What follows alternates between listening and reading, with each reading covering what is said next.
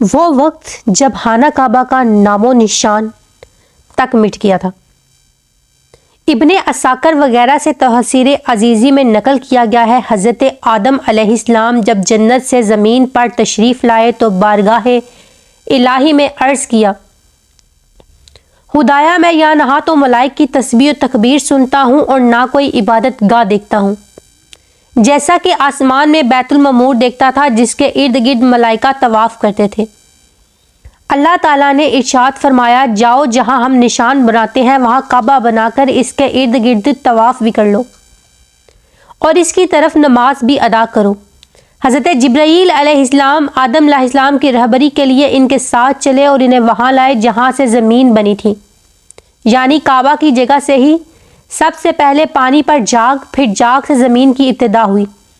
جبرائیل امین علیہ السلام نے وہاں اپنا پر مار کر 7ویں زمین تک بنیاد ڈال دی، جس کو ملائکہ نے 5 پہاڑوں کے پتھروں سے بھرا، کوہ لبنان، کوہ طور، جوادی ہرا اور طور زیتا سے بنیاد بھر کر نشان کے لیے ہر طرف چاروں کو دیوار اٹھا دی۔ اس طرف منہ کر کے آدم علیہ السلام نماز پڑھتے رہے اور اس کا طواف بھی کرتے رہے۔ بیت المعمور کو اس کی بنیاد پر رکھ دیا گیا کہ طوفان نوح میں بیت المعمور کو اٹھا لیا گیا اور کعبہ کی جگہ اونچے ٹیلے کی طرح رہ گئی تھی اور اس کا نام و نشان مکمل طور پر مٹ چکا تھا۔ پھر اللہ تعالیٰ نے حضرت ابراہیم کی رہنمائی کے لیے حضرت جبرائیل کو بھیجا اور موجودہ خانہ کعبہ کی نشاندہی کروائی۔ ابراہیم علیہ السلام نے جب حضرت ہاجرہ اور اپنے بیٹے اسماعیل کو یہاں چھوڑا اور یہاں آبادی ہو گئی تو ابراہیم علیہ السلام کو حکم دیا گیا کہ اسماعیل علیہ السلام کو ساتھ لے کر کعبہ کی تعمیر کرو۔ ایک بادل کا ٹکڑا بھی بھیج دیا کہ کعبہ کی حد کو واضح کیا گیا اور جبرائیل علیہ السلام نے ہاتھ کھینچ دیا۔ حضرت ابراہیم علیہ السلام نے حضرت آدم علیہ السلام کے زمانے کی بنیادوں پر ہی عمارت تعمیر فرمائی۔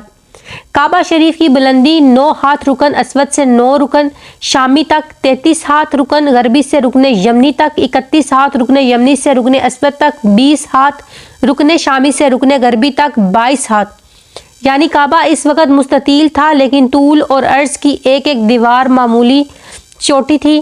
دروازے 2 بنائے گئے تھے جو زمین کے ساتھ ملے ہوئے تھے۔ کواڑ زنجیر وغیرہ نہیں تھے، بعد میں تباہ حمیری کے زمانے میں کواڑ زنجیر وغیرہ لگائے گئے۔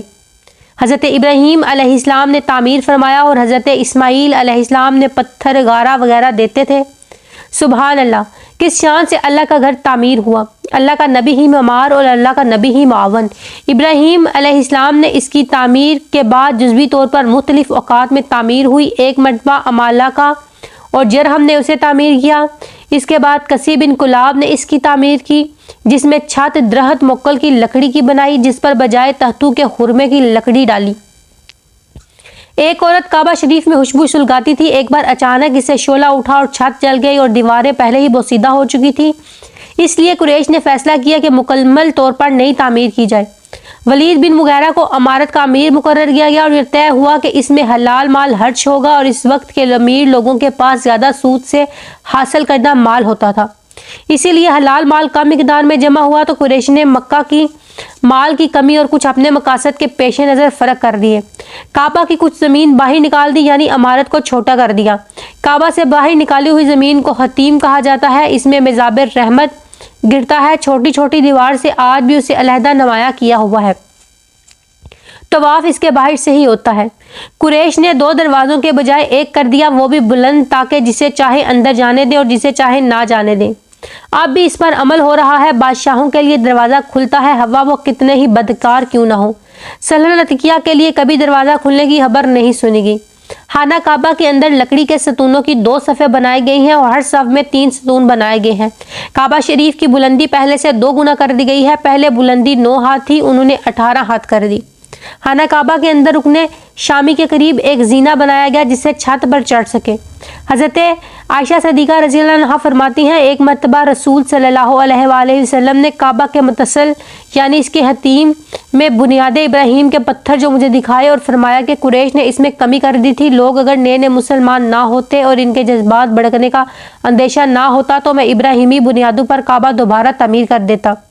اسی روایت کی بنیاد پر حضرت عبداللہ بن زبیر نے کعبہ شریف کو منہمت کر کے دوبارہ تعمیر کیا، حتیم کو کعبہ میں داخل کیا، دروازے 2 بنائے جو زمین کے متصل تھے खुशबूदार मट्टी में चूना मिलाकर गारा लगाया, दरवाजों पर अंदर बाहर अंबर लगाकर खुशबूदार किया, नहायत कीमती रेशमी गुलाब चढ़ाया गया। ख्याल रहे कि सबसे पहले काबा शरीफ को गुलाब चढ़ाने वाले का नाम असद है, जो शाह यमन था और तबा के लक़ब से मशहूर था। मदीना तैयबा की शहरी बुनियाद रखने वाला यह शख्स अब्दुल्ला बिन ज़ुबैर की तामीर 27 रजब को मुकम्मल हुई।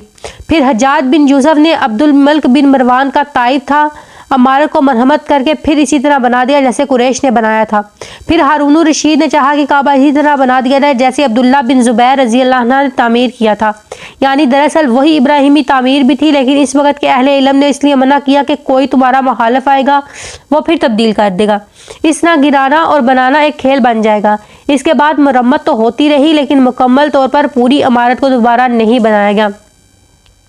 सुल्तान मुराद बिन अहमद खान शाह कस्तानिया ने जब देखा कि इस इमारत बहुत पुरानी हो गई है तो इसने सुवाए रुकने हजर अस्वद, वो कोना जिसमें हजर अस्वद नस्ब है, कि तमाम इमारत मनमहूद करके नई तामीर करे, लेकिन इन्हीं बुनियादों और इसी तर्ज पर जो हज्जाज बिन यूसुफ ने बनाई थी। अंदर संगे मरमर का फर्श बिछाया और अंदर छत पर नहायत नफीस महमली छत गिरी लगाई गई और बाहर की दीवारें संगे हार से चूना में चुनी। नहायत नफीस रेशमी स्याह पर्दा तमाम खाना काबा पर डाला, जिस पर कलमा तैयबा ला इलाहा इल्लल्लाह मुहम्मदुर रसूलुल्लाह लिखा हुआ था और सुनहरी हाशिए पर सुल्तान का नाम था। मौजूदा काबा शरीफ सुल्तान मुराद का बनाया हुआ है, यानी मुकम्मल इमारत को मरहमत करके इसके बाद नए सिरे से तामीर नहीं किया गया। गिलाफे काबा हर साल मिस्र से बड़ी धूमधाम से आता रहा। एक मरतबा पाकिस्तान के शहर लाहौर से भी बनकर गया। पहले यह तरीका था कि पुराना गिलाफे काबा खुदाम को दे दिया जाता, लोग तबरक के तौर पर उसे खरीद देते थे, लेकिन अब गिलाफे काबा सऊदिया में ही बनता है। इस पर शाह सऊद का नाम होता है। ये दोनों जन्नती याकूत हैं, बहुत नूरानी थे। अल्लाह ताला ने इसका नूर महवर कर दिया। अगर ऐसा ना होता तो ये मशरिक और मगरिब को चमकाते। मकाम इब्राहिम वो पत्थर है जिस पर खड़े होकर इब्राहिम अलैहिस्सलाम काबा शरीफ की तामीर करते थे, जिससे कदरे इमारत बुलंद होती जाती थी। ये पत्थर भी ऊंचा होता जाता था। ये पत्थर आपके खड़े होने से नरम भी हो जाता था कि सख्ती की वजह से आपके कदमों को तकलीफ ना हो, इसलिए आपके कदमों के निशान इसमें पड़ गए थे। इसी पत्थर को जबले अबी कैस पर रखा गया और इसके ऊपर खड़े होकर हजरत इब्राहिम अलैहिस्सलाम ने आवाज़ दी, अल्लाह के बंदो हज के लिए आओ। अल्लाह ताला ने फरमाया, और लोगों में हज का आम ऐलान कर दे, वो तेरे पास हाजिर होंगे प्यादा और बददबुली ऊँटनी पर के हर दौर की राह से आती है। आपके इस ऐलान के बाद इन तमाम लोगों ने लब्बैक कहा जिन्होंने भी हज करना था। जिसने जितनी मरतबा हज करना था इतनी मरतबा ही लब्बैक कहा। माओ के रहमों में रबा की पश्तों से ता क़यामत आने वालों ने लब्बैक कहा। नबी करीम ने जब मकाम इब्राहिम की अजमत को बयान किया तो हज़रत उमर ने अर्ज़ किया कि हम इसके पीछे नमाज ना अदा कर लिया करें, तो नबी करीम ने वही के इंतज़ार में खामोशी इख्तियार की। लेकिन इसी दिन अल्लाह ताला की तरफ से आयत करीमा नाज़िल हुई और हुक्म दिया कि मकाम इब्राहिम को नमाज पढ़े के जगह बना लो।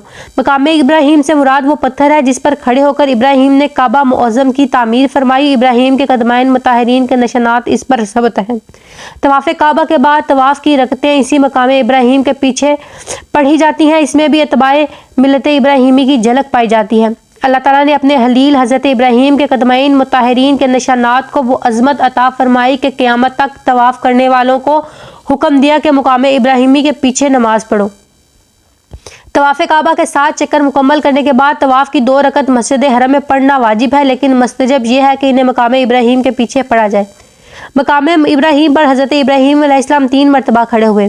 इब्राहिम अलैहिस्सलाम जब कई साल गुजरने के बाद इस्माईल अलैहिस्सलाम को मिलने के लिए आए तो अल्लाह ताला की मंशा के मुताबिक हज़रत सारा रज़ी अल्लाह अन्हा से वादा करके आए कि अपने बेटे को देकर और मुलाकात करके वापस आ जाऊँगा, सवारी से नहीं उतरूँगा। आप अलैहिस्सलाम जब मक्का में आए तो हज़रत इस्माईल अलैहिस्सलाम तो शिकार करने के लिए गए हुए थे, उनसे मुलाकात हुई। इससे गुजरा वक़्त औकात के मुतल्लिक पूछा। इसने कहा, अच्छा गुजरा नहीं, तंग दस्ती है, सिर्फ शिकार पर गुजारा औकात हो रही है। आप अलैहिस्सलाम ने चलते हुए कहा, अपने हावन को मेरा सलाम कहना और कहना कि तुम्हारे घर की चौखट अच्छी नहीं, उसे बदलो। हज़रत इस्माईल अलैहिस्सलाम जब घर आए तो खुद ही पूछा कि आज कोई बुजुर्ग तो नहीं आए, तो आपकी ज़ौजा ने कहा कि आए थे और सलाम कह कर गए और पैगाम देकर गए हैं। जब पैगाम की इसने तफसील बयान की तो आपने अपनी ज़ौजा को फ़ारग कर दिया कि वो तुम्हें फ़ारग कर देने का हुक्म दे गए हैं। वजह यह थी कि इसने रब ताला की नाशुक्री की थी। नबी की ज़ौजा की शान के ये लायक नहीं कि वो कम रोज़ी पर शिकायत करे। बल्कि साबिर है। हज़रत इब्राहीम अलैहिस्सलाम दोबारा फिर इस्माईल अलैहिस्सलाम को मिलने के लिए आए। इस वक्त भी इस्माईल अलैहिस्सलाम घर पर मौजूद ना थे। आप अलैहिस्सलाम की मुलाकात बहू से हुई। ये हज़रत इस्माईल की दूसरी शादी थी। इससे घर के हालात पूछे। इसने कहा, अल्लाह ताला का शुक्र है कि अच्छा वक्त गुजर रहा है। ज़मज़म के पानी पर हमारा कब्जा है। मेरे हावन शिकार करके ले आते हैं। बहुत अच्छा वक्त पास हो रहा है। हज़रत इब्राहीम जब वापस जाने लगे तो आपकी बहू ने इसरार किया कि आप हमारे घर रुकें, लेकिन आपने कहा मुझे सवारी से उतरकर ज़मीन पर आने की इजाज़त नहीं। तो आपकी बहू ने कहा, आप अपने पाँव इस पत्थर पर रखें ताकि मैं इनको धो दूँ। आप अलैहिस्सलाम ने जिस पत्थर पर पाँव रखे वो मकाम इब्राहीम ही था। आप अलैहिस्सलाम ने वापस चलते हुए हज़रत इस्माईल अलैहिस्सलाम के लिए सलाम कहा और पैगाम दिया कि घर की चौखट अच्छी है, उसे मजबूत रखना। तामीर काबा के वक़्त आप इस पर खड़े हुए वो नरम हो जाता ताकि आप अलैहिस्सलाम के पाँव मुबारक को सख्ती की वजह से तकलीफ़ ना हो। इसी वजह से आप अलैहिस्सलाम के कदमों के निशानात इस पर पड़ गए। आप जब बुलंद होना चाहते थे वो फिर खुद बहुद ऊपर उठ जाता, जब नीचे आना चाहते थे तो नीचे हो जाता। आम मस्तरियों की तरह आप अलैहिस्सलाम को फटे बांधने की ज़रूरत पेश ना आती। काबा शरीफ की तामीर के बाद आप अलैहिस्सलाम ने इसी पत्थर पर खड़े होकर जबल अबू कैस पर से लोगों को हज की दावत दी।